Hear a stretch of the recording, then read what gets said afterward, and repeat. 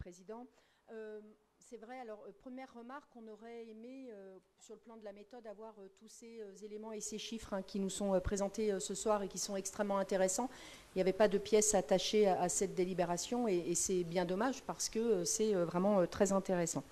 Ce qui me choque, voilà, c'est d'entrée de jeu, vous voyez ma position, ce qui me choque dans cette délibération, c'est qu'à un moment, on puisse écrire quelque part, écoutez, en fait, il n'y a pas de réelle tension concernant la demande de logement. Je pense que ce genre de choses n'est pas entendable.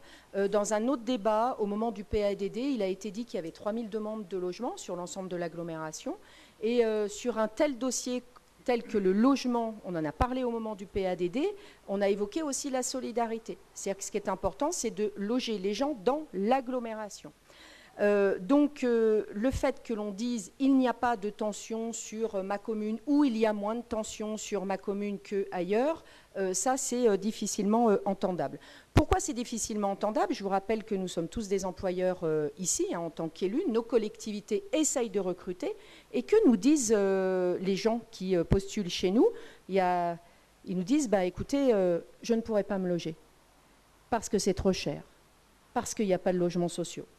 Il y a eu le débat sur les saisonniers. Oh là là, on n'arrive pas à trouver de saisonniers. Pourquoi? On ne peut pas se loger. Parce que c'est trop cher. Parce qu'il n'y a pas de logements sociaux. Donc, oui, il y a une tension concernant la demande de logements sociaux. On ne peut pas dire l'inverse.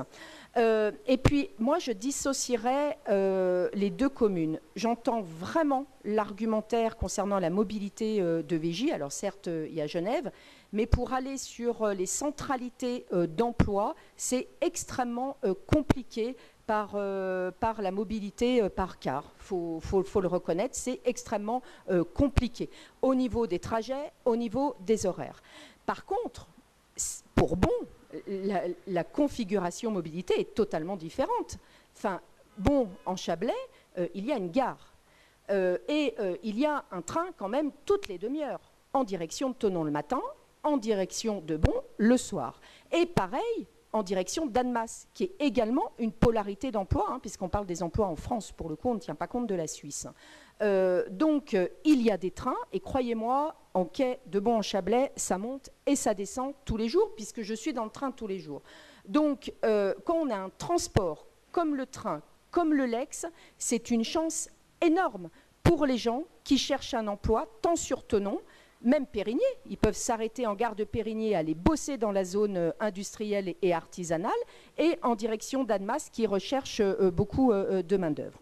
Enfin, je terminerai en disant, si l'on nous explique, et là j'entends le maire de Végy, et au bout du compte, c'est cela qu'il faut entendre, si on nous dit, oui, mais on ne va pas y arriver, parce qu'on a des difficultés, parce que si, parce que ça, parce qu'on est trop pressé, on n'atteindra pas de toute manière les objectifs. Ça, c'est une réalité. Mais pour autant, j'ai envie de dire, presque tout le monde ne va pas respecter les objectifs. Donc pourquoi les uns seraient à l'amende et pas les autres?